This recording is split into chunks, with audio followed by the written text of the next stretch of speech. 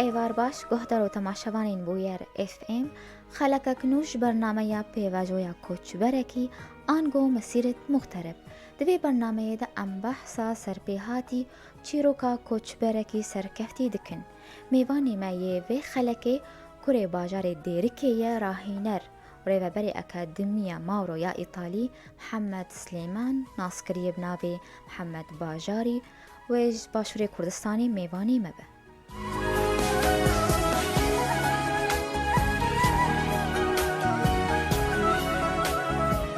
دماتا خوش به برز محمد تو بخیر هاتیه برنامه یامه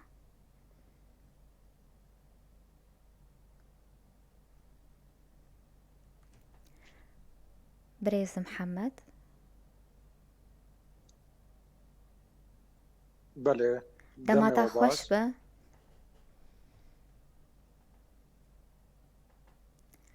دماتا خوش به تو بخیر هاتیه برنامه یامه زور سپاس هوره شبا هواجی خوش سپاس دنگ باشه بله ولی باشه بله باش ئەودەمەک درێژ دووری باژارێ خوا دیێریکەیەت دووری وڵاتە دخوازم تولسەر قونەخە ژیانە خوێ لە وڵات بئاخەوە زارۆکتی بیرئانین کارێتە هەواڵێنتە دخوازم تو هەنێکی بەحەس بکە بله از محمد سليمان وكو يعني خوياي مبناوي خوا وكو مدربك أكاديمية بس ناوي من ديركي يعني تكواش باجاري ديركي ما ام باجاري ديركينا ناوي من محمد باجاري سر ناوي مالباتا من مالا باجاري بله از مواليد تاليا هشتي وكيما اجي وكا كوركي ديركي يعني از رابيم عادي تجي مدرسة خو دهاتام بس تكو مالباتا من يعني خوي مطعم بون فاجي ملزم بوم يعني بوارد مطعمي دبم كاري مطعمي من مامي خوركير بابي خوركير يعني تقريبا اهتماما من مطعمي بهتر بوش دراسة منه وخندنا منه عوام راستي يعني من ولي سر خندنا قالك قربونا من سر نبو هر از آلية مطعمي بحال حياتها من تقريبا يا شغل بو بهترج خندنا وبهترج لايستكي وهوالتي او ابتشكي دور بمراستي كونية المطعم مثلا هي مطعم دائما مقيد يعني شغله دائما مقيده وبردوامي وكروتينكي هالروجه يعني بله بله دمات الديركي تلخارنجهي كارد كرت وك شيف بو بله وكويراتي جبابو بابير من جمامي من وام حمي كعائله حمو ام يعني حمو مطعم يعني مطعم خوي مطعم بونو مجبورين يعني بتستكي مفروض بولسرما بله داویا سالا 1990 دبره خدا کوچ بریه سدمجي چپون دبره خدا عربستان سعودي بله تبزاني بركي يعني تقريبا اغلب خورتي محمي بس دشن شامي يان درت كبن لبناني مثلا يان درت كبن دشن مثلا باولاتي جو بكارن هرمي بس مباري خدا راستي سعوديه از شكو الويتش تدقرام از دائما دركبم ولاتك يقو از بوخا بوجيانا خو تشتكي بكم طبعا البيسياوي جي يعني غيري شغل جي وكو مالباتا مال السعوديه جي هيا تقريبا تشلوبين صال الويدينا وكو خالي منا مامي منا يعني نيبي عائله من جي تقريبا للسعوديه نجبري تشلوبين صاله ويا راستي از قالك شدان دي مزهرم واز يعني هر من صممان دزهر ميدجي حجيكرنا مبو يعني راستي حجيكرنا من اوجي الورا المواليد السعوديه اوجي الويد يبو ف جمرة بوش دلا قوتك دقوت يعني راستي جبر فيك يا زدركتم تتزاني مسألتها شغل واجي للسعوديه وبهتر يعني فرصتها هي وكو شام ولبنان واردن او ولات دورا ما بله دسپیکا تبلیبونا و جواکا سعودی ده وک خورتکی کرد رولاوی دوی جواکی ده دسپیکا تا چاوا بو؟ دسپیکا من وكو اتشوي مويدي از عقد عمل شو مراستي بشركة بله شركة تقريبا امريكي بو او كامباوند واهبون مخوارنا وخاص تذكر افجه الخبر بو الدمام بردواميا في عقد عم بواركري تقريبا صالك بو بشتيوي عقدة ما خلاص بو ما محاولة كر از بقرم يعني رياض او رياض وكا عاصمة مثلا وكا شامة للسعودية الويدي راستي ایشه پاریستای مات سری مده چکو مدیت مرد شغلین جماعتني ايطالي بولويد ما كونتاك وارا كر يعني راستي قلت المدفت وري فرعي ماي رئيسي فرعي واجي رئيسي حتى وكا ايروجي يعني هيا او اكاديميا ماوروا براستي از من يعني مش خورديت انه تشتكي نوع وهيا بعلم نبس انه مثلا شيء نكافيه تشكو راستي تشاوا مطعم او حمي بحر فمزانيه بتشتهنيجي تشتكي قالك ديف دريش بيا ومديت اكاديمي هيا ومديت تشتكي غريبه وغربيه جي راستي يعني هركس الشامات كاري مثلا مطعم هذا بشغلي وخلال ده هيفات كاري خوارنا تشيكي وتكاري بس كابداع مينكي دي تتشاوى بانسانك مميز تتشاوى مثلا كاري تشتكي بكي كسي نكر بتشتكي النوبه يعني راستي قالك كيف عم جيرهات وبحجي كرناس كاتم في اكاديميه ده بله اجوك شیفه خوارنگه دبره خدا کاری پارستا آکافه تا چقاسی تخوان دل في أكاديمية تخدم تهنكي بحثا في أكاديمية السعودية بك أكاديمية إيطالية بله للسعودية بله بله للسعوديه طبعا من بشكي ازيد دي بو زماني خويا يعني زمان الويدي ايطالي انجليزي بو عفوا الأكاديمية ماورودا من محاولة كر يعني از حتاج مبي بلغة الإشارة جوا فهمكم تكون تشتكي روحاني تيدها وكو مثلا نيرين وديتن أو بس وكو معلوماتها قالك يعني تشتكي قالك دور بحتى السعودية أكاديمية بخوها نوبو براستي من محاولة كر حتى من كونتاكت شكر بمدير وديكية شامي بو مدير فرعي أكاديمية ماورو ومدرب من ايطالي بو يعني محاوله كر ترجمه بك يعني تقريبا عالم الودسي هيفاد ماند اكاديميه دا ازيدينا هيفا مامت دا وابمام يعني ديتن از انسانكي يعني مزنها مطعمه اريكاريا مكر وكو بروتوكول واتيكيتا وشياكت وباقش كرن مثلا تشتي باقش بن وشاوا مرتب بن اب مش مطعمه بريتكو وقت بيجن اوريدي يعني سيستم مذهبو بس افتش تعمل اضافه كري ما ابدعت هذاك الراس يوم حجه كرو مبوراند باريكاريا زمان ودي عربي اريكاري مركرن وابر دوام ورا مام تقريبا زيدي بين صاله بله پشتی باورنامه ماورو تورگرد تلور کار کر بفي كاري الأكاديمية من يان جيكي دن بله از اكاديميا ماورو بخورا از دردكتام وكا ورشكي يعني متكامل من شو كافتيرياي خلكيه چه دكرنچا مثلا يك ده دقوا من دخوازن كافيكي خوردينن كمثلا كتاسيس كتخطيط كتجهيز فرش معداتنا يعني حاضر كرنا تكون قلق تشتيشياوي هنا دوره اكاديميه منفصل نجبدو دوره هي وكو باريستاكي يعني وكو بارمانكي وكو بارتنديركي ايش بكي يعني قهوه واجه بكي بس من دوره بريكي دوران بري استيدا تعبي مراستي يا وقت بيجن بيهايند قبل اعداد فنجان القهوه جبري حاضر كردنا يعني بري حاضر كرنا فنجان قهوه جتي خوستن قلق يعني قلق كواليس هنا مثلا تشاوتي في باري مثلا دمترات تشاوا به لي افبار هنا بيشترى وكا قاعده كنت تبدا بشغلي ف قسمه تجهيزه وتاسيسه وتخطيطه ككهرباء كآف كصرف يعني نبس مسألتها باريس تاتني يعني راستي اجبر فيا كي اد وظيفي من شركه خدا يا از شو يمتى دا فير ببم من بوار از قسم تجهيزي بوار شغلي زيدي شست حفتي كافتيريا مع الرياض شاكر وصانا 2004 بو تقريبا 2005 دا از دركتم قسيم مازنترن كافتيريا اوجي السعوديه ما شاكر از ما مويدة تقريبا صالكي وبشتوي از بجافا جرام روج آوا بله بريقو ام بيجن روج آوا جو سعودية عربستان السعودية تباري خدا إمارات قالوا الإمارات درفتين باشتر اشترى تشيبون يان تكارخ بيتر بيش خست بله طبعا الامارات از بقرام روج آوا از بقرام وكو عقد عملك نجمر هات عيني جامعه استيدا اكاديميه استيدا يا ماورو الامارات جي هيا تكو افاني وكا فرانشايزك يا براندك العالمي حميه يا بله الشوالاتي از هرمدا اف شهاده واف تعبان مديتي از دشم خو تقديمي في شركات كان مجبورن من بشغلين تشكو يرو از وكو سفيرة كي براندي واما وكافنترن باريس تاما سال 2003 من شهادة خبر قلت يعني الوا وكو باريس تاكي كافنترن موظف از الجنب بشركة ما يعني نهال إيطاليا هنك موظف هند شركة ما ورودا أجوا كافنترن ببيك از عقد عمل جمرهات لجامعة إمارات يا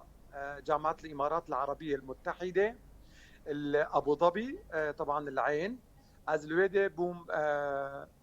مسؤولة مانجر سوبرفايزرية جامعة إمارات از تقريبا بين شش صالة تقريبا أزمام از مشرفة تقريبا 8,000 طالب بوم كليات جميع كليات الجامعة دس يوانية سكن جامعي وهي كليات بخوجي كمطاعم مشرف وككافيات مؤسس بله گەلێکی باشە برێز محەممەد لە ئیمارەت و 5 ساڵەمە لێت لە چەند وڵاتان هون گەریانن وەکار و ئەفکار کریە حتانی بجیه بوو لە باشووری کوردستانی ئەس خۆم بەحساون وان وڵاتا بکە و چل کارێ خوازی دەکرد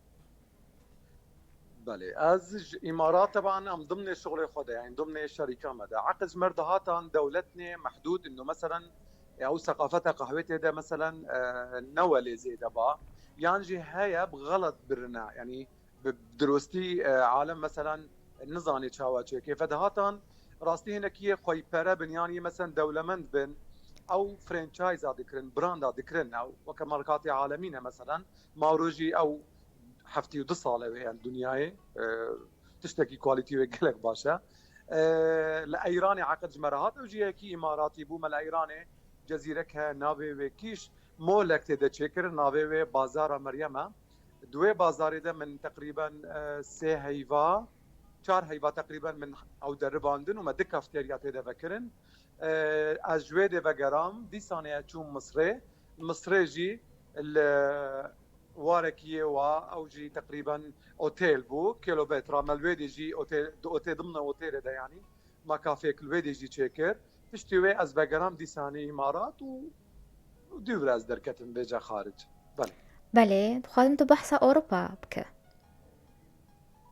أوروبا طبعا ده 2011 هي راستي جديد واري أنا سوري يعني كامل روجافا كامل شليعات بله من كاريمان والله بابي من يعني نخش بو ومتخوست از يعني هرم وفقرم روجافا تكون براستي حتى وكي روجي مالباتا من كستي دنا مايا بس يرو مالا ما ومطعمها ما هي ديركي جهوا يعني از كيجان دنياي بقرم از هر وقت بدي نابين وقت تزاني حياتها موجيانا محمي درمو خدي داي تشتك جنا مسترة ونتشترة ونباشرة بس ظروفي امتدا بري من اجباري دا ولاتكي از عن غنى عنه من مثلا مشاكلها مكبن مشاكلها ديان فمن الفيت شتي مزان دزهرم اوروبا وهي از بكارم يعني راستي اريكاريا مالا خو بكم براي خو بكم حمي خورتن مثلا خو براي محمد جامعات دبون مديت اوقا خوندن اوقا حمو وقران يعني وقران روجافات سانه نما كارين فمغازي مساعد بمزن سانه كي ايجابي يعني راستي ازيه ناف مالباتا متنه ده از من حش خوندني نذكر بس شهادات خبره واكاديميه اسكتمه ده ادفيجن انه خوها من دكتوره اجيب مجي بهتر دروس ومحاضرات وتجبرنا بله لاوروبا دركتم چوم سويسرا ده 2011 بري خداويده بله ده 2011 حتى تقريبا ده 2018 از بقرامه دوا 7 سالا ده از چوم بلجيكا از چوم هولندا طبعا لالمانيا لفرنسا لايطاليا تقريبا نحيبا من دورات عيني شركه خد برديساني تشكو راستي وقت بجن بنجها ماورو هر ايطاليا يا از چوم اسبانيا از بقران فرنسا ليون عيني ماورو الويدي جيبو من الويدي جي يشكر يعني چه فرعيه ماورو هي اتشمل جميع تلور كار كريان تدخل زيارة وانا بك نانا مكار دكير اجبر از قالك تشتهبون راستيج مكين تشكو براستي اوقع علمي بري يعني جده زاري حتى ده زارو يازده از تقريبا دناف مجتمعي الشرق الاوسط ده امكانيه محدود بو قالك ما حد بشتي اتشوم ويدي مديت فرقوا جدايها يا راسي قالك او كواليتي الجموا او تدقيق مثلا تدقيقها وال لسر افيها يعني لسر نوعي افي لسر نوعي ماكينه لسر نوعي وي قدحها قهوه او قدحها بخويا قهوتك في دي مديت درس للسيرفات شتانه يعني راستي اسكتم يعني تشتكي ديده ف بجمرة قوة بو براستي يعني تشوم كيدي هر من شقرا فايدك جوار دقت راستي من نبر سلبي من بر ايجابي من او تحميك برن هر يعني فايدة جمرة بو راستي وزيدجي معلوماتي او معلوماتي ولا زيادة للشرق الاوسط از تشوماني كيم بومشكو هر مددا شتام بريج اكاديميه معلوماتي وين نكافي بون از من سانكي راستي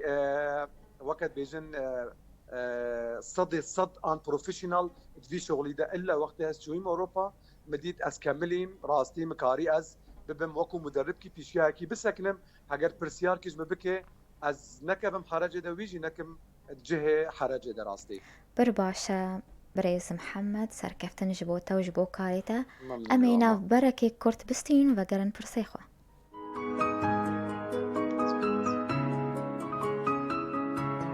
عفو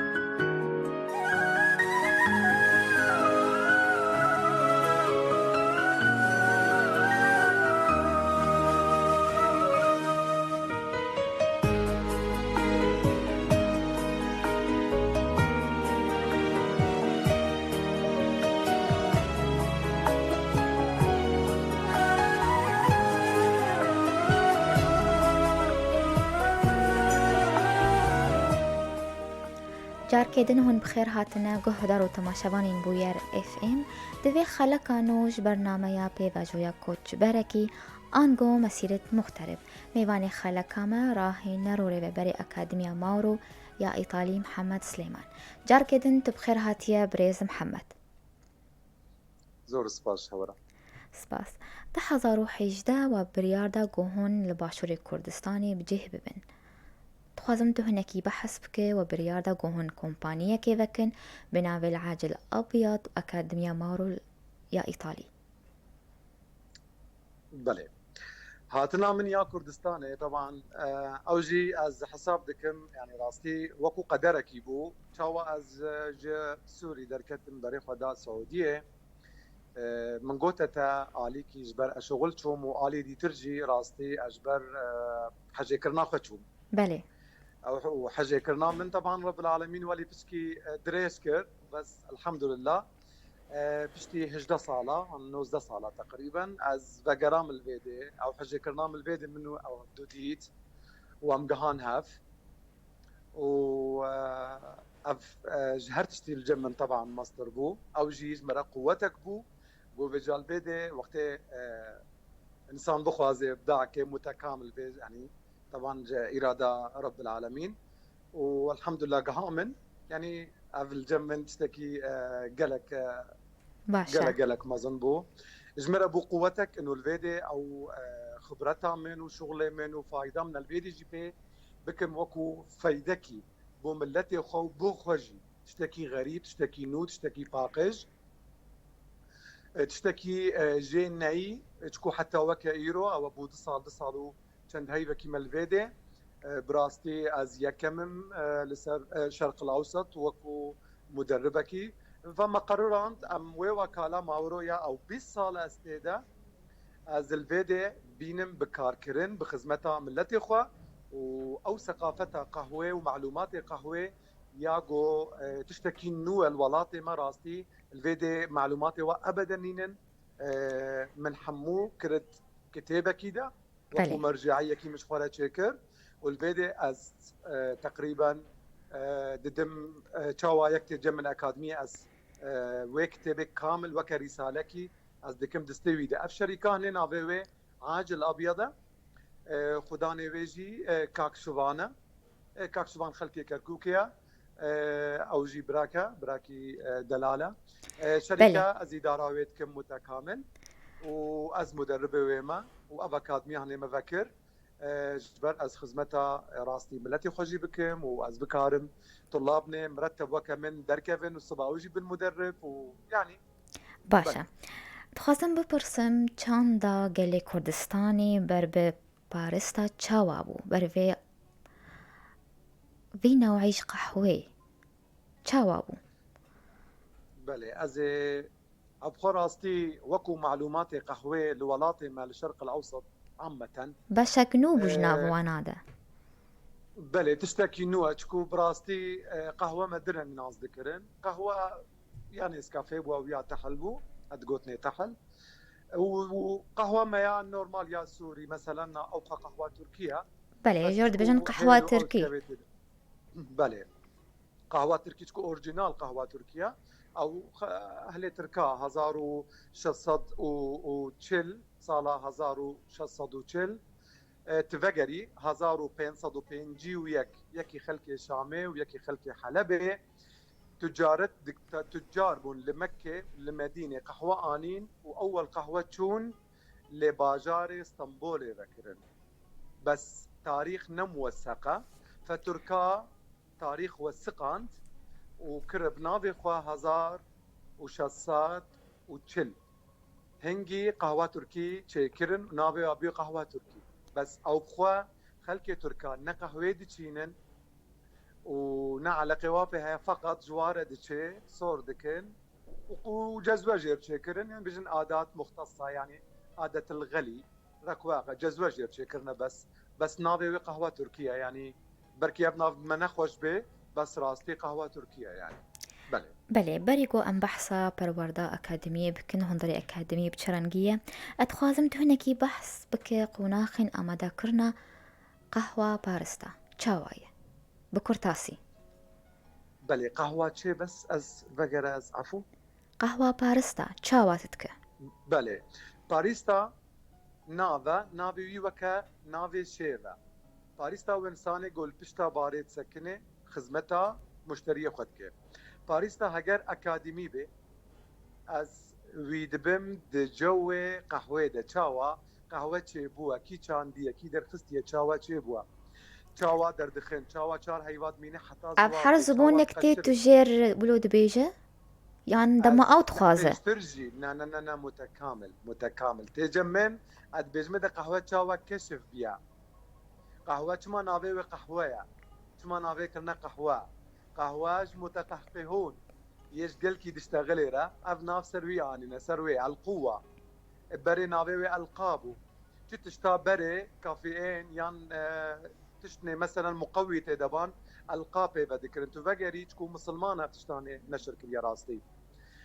تلجم من بدايه الشوفاني قهوه درخستي حتى تشاوا قهوه قد كاري بك دلو قلو بده مشتري اخوا بالتاكيد بمليمه بدرجات حرارته يعني قال كواليس هنا راستي اشترى بيجم حتى صدق بركي خلاصنا بي. بله اما بين هندري اكاديمية بچرنگية ونچاوا وانا پروردتكن و كسين لجمتا كردي روج اوانيان كردي باشورن ايرو وكا يعني حتى في دمي تقريبا چند شاگرد تنه تقريبا صدو هشتي كسا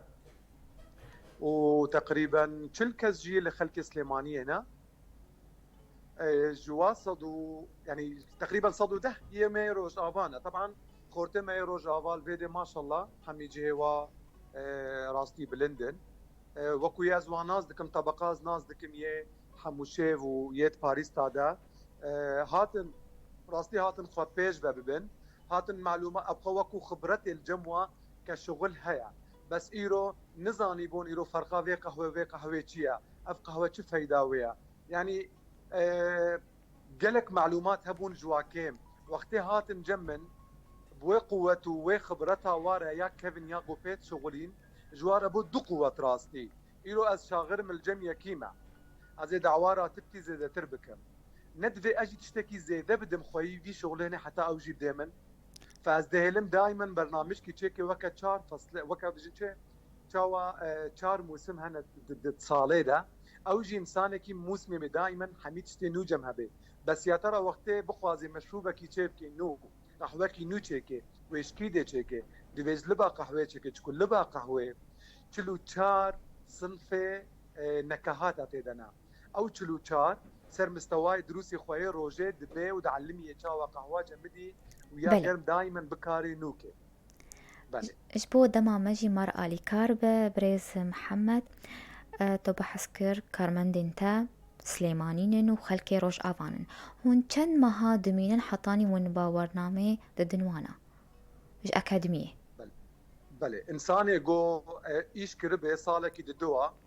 تقريبا 20 ساعات تقريبا سر مستواي دهرو جاده جم تخرجه وكو انسانكي باريس تو بروفيشنال ودراجه شهاده اخوا بثقت هاجر معاشي وي يعني از بيجم تيك بمعاشي ببينج وانسان انه مثلا صفر تيل جمه تقريبا 20 بينج روجا دمينه بس درت كبه انسان اكي تشاواج جامعه وقت درت كبه دجي دراجه تشتكي ولا تزاني انه افتشتاهني يمينه بيرا واريكارياوي بكي بانسانكي اكاديمي بستاندركي ايطالي وبراستي جهه ثقتي ادمي دجي واريكارياوي تكون متابعه ويجي دكم حتى جو شغل جي جينا بي شغل جي اتكار مجرب امنينم تكو وكو فيدك جالك جمات خوازن تكو ثقتها ومتى اشخاص متين جما فام اريكارياوات كن حتى جبر شغل جي. بله أفكاري هاني أزمون جر لازمن يان باورنامه يان حردو. فهمنا كيف بس ضمنينا جارك دي. بله أفكاري هاني ما بريز محمد باورنامه جر لازمن يان خبرت يان حردو باورنامه وخبرت جي. والله هردو بالتاكيد هردو جيردو بين طبعا انساني بارمان يعني راستي جهه بارمان قالك حساسات بين انسانك انيق به حشبه كريبه جهه خداغري ووكو ندرو رياز بيجم تو والله خندبان به حتى انه يعني بكاري بيتشتي بكنا ايرو وقت من اختصاص دايد اختصاصي قهوه ازوي دوي مجالي دتكارم بهلم بروفيشنال به اما وكو خندبانيه مثلا خوي شهاده به اريكاري مثلا علم وفهم افتشتهني طبعا اكيد اي انسان وقت بري خدي باري از باور دكم او انسان خندبانه يعني تقريبا يمن يهاتين جمن حمو جامعينا هنك جوا مهندسين هنك جوا محامينا يعني او مساعده جيرا مساعده بس اي انسان نورمال جي دكاري وري وحتى نتشو بمدرسه جي الجمن اتكارم يبخم اكاديميك واتكارم بهلم ثقتاي شهاداي وري وهري خبقت مني وظيفتك سريفه بلنبه. قالوا تو يكمين كردي روش أباي كردستانية جو باورنامه ج أكاديمية ماورو يا إيطالي ورقرتية. بله از يكم الشرق الاوسط حتى وكايرو الشركه اكاديميه تدريبه بستاندر ايطالي كسي نكاريه بكي ونكرنا تكو براستي ايرو ماورو بخوا يعني شركه بس اكاديميه ايرو فرقوا جدايا وبركي تبزاني مثلا شنابي مثلا مسألتها حقوق ومسألتها انه براند مثلا شنابي اف شركه نفسي في شركه بكي فماورو بخوا اكاديميه يعني او بخوا قهوه بخوا بله اكاديميه. بله هستيتا چنا وكردكي يكمينة. براستي يمن قال كيفامته ايرو از كارن بيجمتا ايرو رئيس برلمانا بريطانيه جمعيه قهوه مختص رساله كيش مدركه كيكم كرد لكردستاني سباسيامت كي تشاوا از معلوماتي وعلومي قهوه نشر دكم يعني از دم بخلكي وخلكي دم ناسكرن بقهوه بركي ونويل با قهوه دبينن انه نتشتكى وكتشكى وتبخي يعني اي انسان كاري تشكي راس هركز كاري تشكي بس بركي كت قالك نظام نجينو مليون عائلاتا الدنيا اللي جيهاني حميه فيل با قهوه مساعده واريكاريه وبوارد كي وتشاوال بيديجي قبل با قهوه مهشتيا ببي سبب قالك خورتي ما يروج افا حتى كامبا دبون البيد دركتن ومالش خوردر تشيكرن وسياره كرينا وافد شغلين وما شاء الله يعني خلال هيدا كده تعبي خبيش خستن بله. بله حتى نها هذا مبسوطين وشغلي وقالك مرتبه يعني باشا كيفامتي تشكو راستي وقت من قوة دواء اجي جوادستين مو ايرو نجاحها وي نجاحها من اجي راستي قالك خوش تشتكي كيف مجرتي والله يعني معنويا زي ترنج ماديا. بله چه بلان و پروژه انتهنت پیش روجه ده؟ بله چه بلان پروژه انتهنه چه مشاريع انتهنه دمين پیش ده؟ بله یه پیش دو والله ان شاء الله نزيك ونه از مركز كي بدكم ان شاء الله مركزات تدريبها شيفيه شرقي وغربي بس حاليا مغربي بريا وكو ستاندرك ايطالي الجماعه شيفي بيتزا ما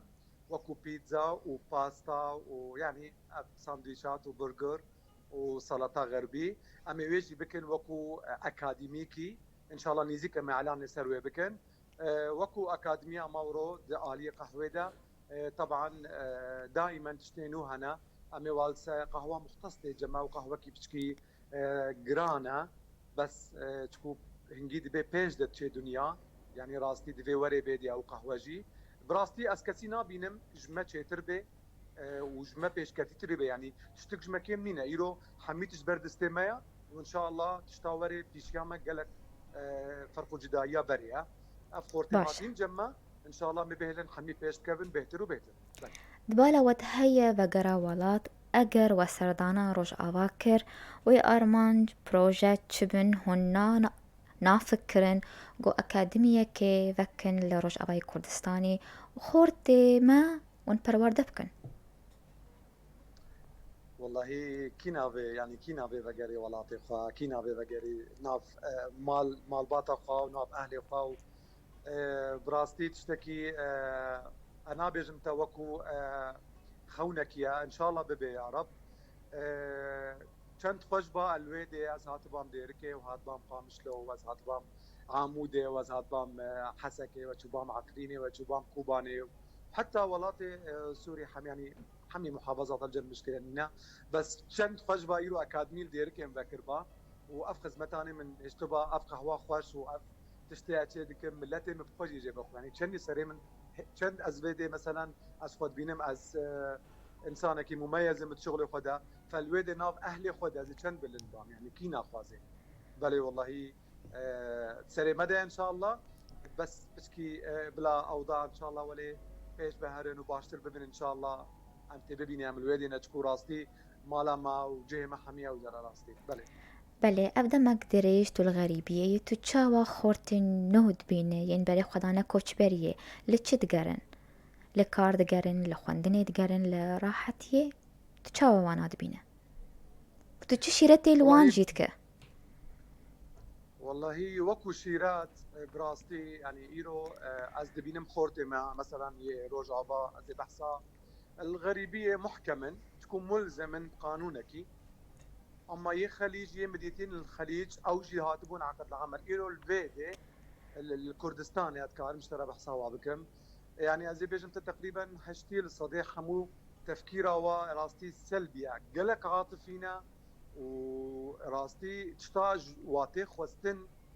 دبينن انه جوا مسطره يعني مثلا مهمك دي شخصك انه في شغل يبكي دبيني جي مسطره يعني دخوازي خلال 6 ساعات الدركي بشغله دخوازي ببي خويمال ابدا بتشتهني دنياي دنينا يمن شيرتها من خورتي ما فيديرا انه اف ايرو فرصتك ايرو من الولاتي خبان اما كاريبو تشتام ببي ام بكن وهاجر ما نكل جام كارن بقر مالا بس طالما غريبي انا مسؤوليه تستعمده او مسؤولي تتشوات كاري بقسمينه ايرو ابا ايرو از يكم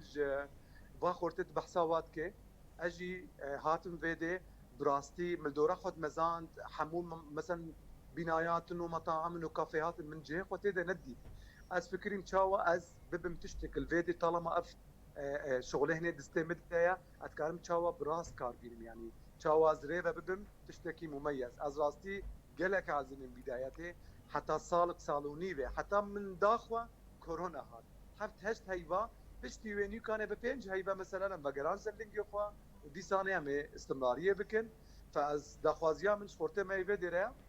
دكارن يعني اريكار بنفسها خورا ايلو اكاديمي هنا ايلو تشغلي بكن المهم نروينن از لاوادكم جماعتي ما فورتي ما جيلي مثلا 20 حتى 25 جي دكارن دركبن راستي شغل هيا دكارن مساعد نفسها خورا يمن شيرتا مجوار راستي بخدي ابا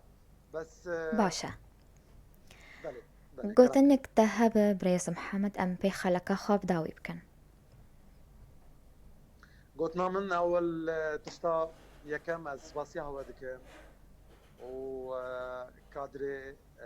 یه لپس کامیرا و یه پیسیاوی حمی دستی خوش به جماعت کنترل و اسپاسیات تجدید کم گوتنا من از وقو کردکی روجاوا اکادمیان وکریا چه کسی خلکی روجاوا ادنگی خوش به دید باکم آریکاری بخوازه بو فکرنه بو بعلمه ایشه پاریستای از آریکار بمپیرا وكو نيف هاجر وري الجمن تكو تديت مصاريف وهنا فاتكارم نيفي ومصاريفها از لينك يعني از لي ببورينم انه از خوي شركه جينا خسرينم اتكارم بيتشتي بيجن جم هوا اتكارم نيفي بيتشتي از آريكار بمبيرا و خيرش حمي كسي تفازم شاورج تفازم وزور سباس ممنوني هوانا گلک سپاس جبوتا بریز محمد تو ایرو بو میوانی ما سرکفتنی جبوتا و جبو کاریتت خوازم و جیانک خوش بوتا ام به ویرانگی هاتن داویا خلکا خوام به هیوینن و دمک خوش مردر باز کرن سپاسیا میوانی خودکم راهین رو ریوبری اکادمیا ماورو یا ایتالی محمد سلیمان گوش باشوری کردستانی مارابو سپاسیا حوالی خودکم لسر کنترل و شنازندی لورین و مروه حتی جارک دن چارشمک دن بمینین کیف و خوشی